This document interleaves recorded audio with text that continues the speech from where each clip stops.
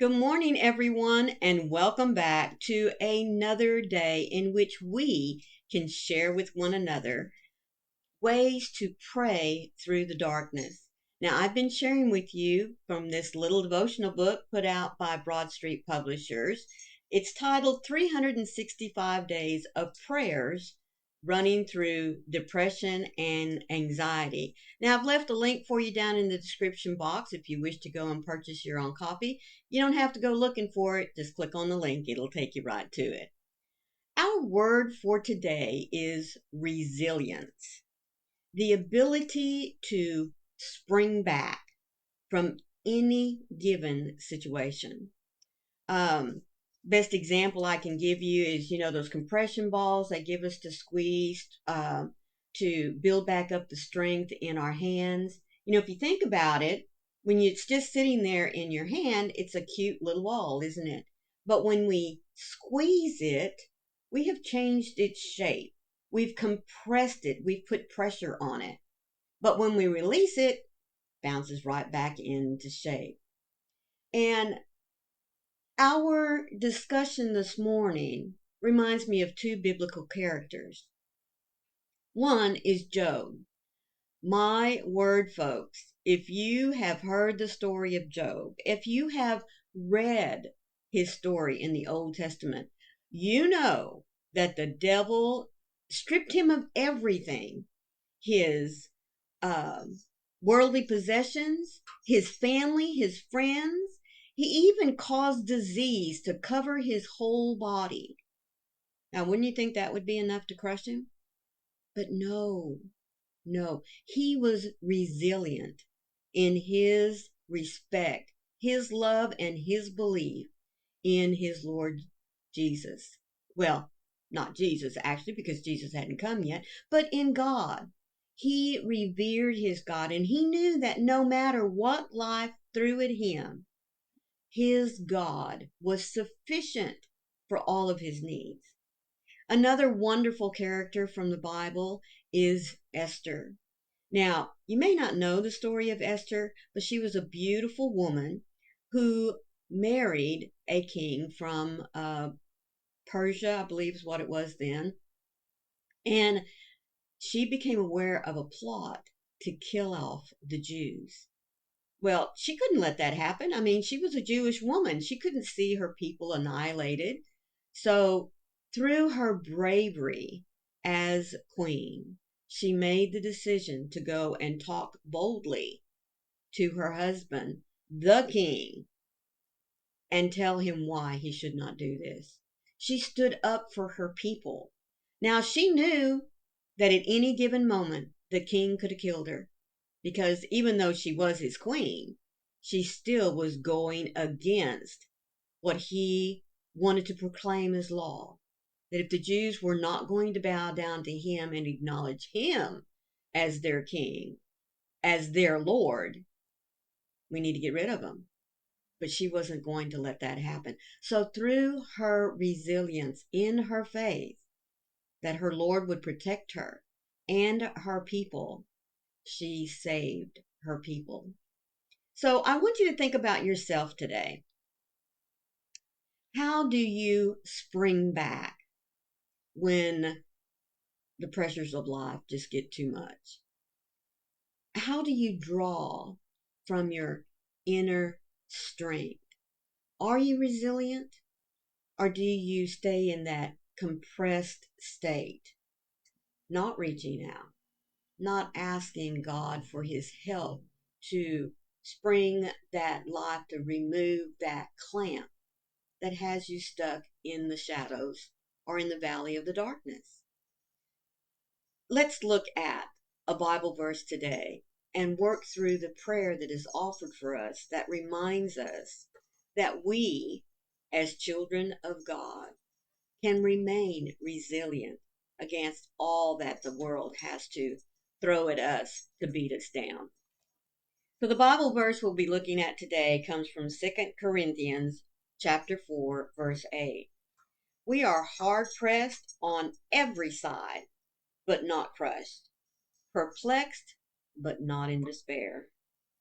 God, when the storms of life are harsh and seem unending, I have an opportunity to make a choice.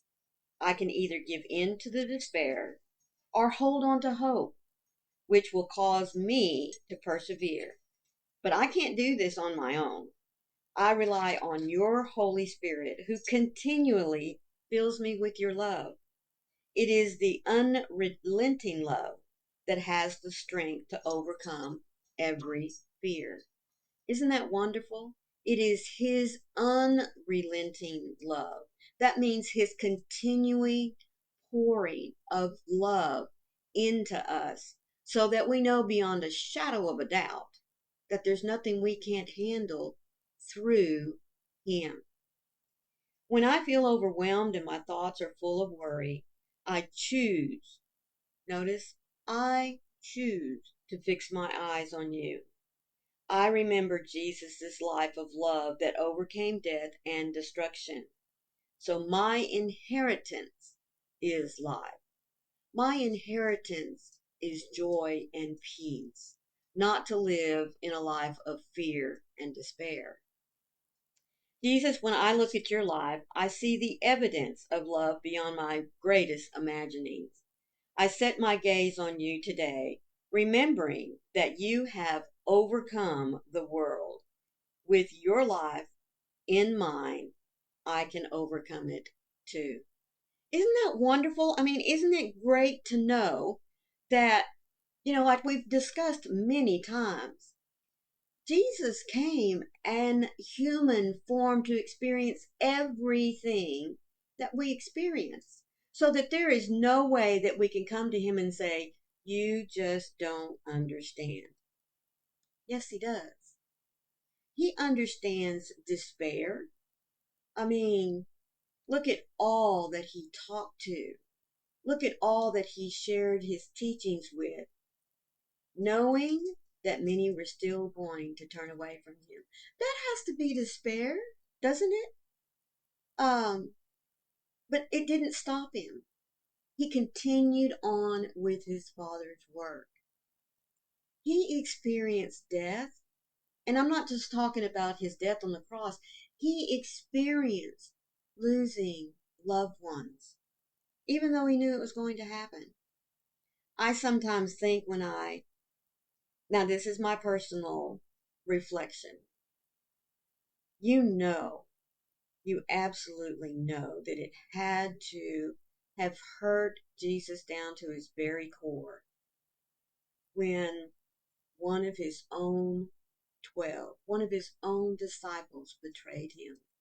Even though He knew it was coming, to actually physically see that betrayal when He got the kiss on His cheek and the soldiers came and took Him away. That had to hurt. Like I said, He knew it was coming, but still, even though we know the death of our loved one is coming, when we see them in their last moments of life, it still hurts, doesn't it? There's still that pain, that remorse of all the unsaid "I love yous," "please forgive me," all of the things that you had planned to do. There's still that loss there, isn't it? But we are not alone. God wants so much to help us to build our resilience to those periods of our life. He wants us to know that we're not alone. I love that. We are not alone. Sometimes we may feel that way, but that's us putting distance between us and God. That's not God putting it there. It's us. And I have to say from personal experience that sometimes I just want to be alone. I want to waller in my grief. I want to waller in my self-pity. But I can't stay there. I can't. Because then it starts to affect my health. It begins to affect the way I look at life.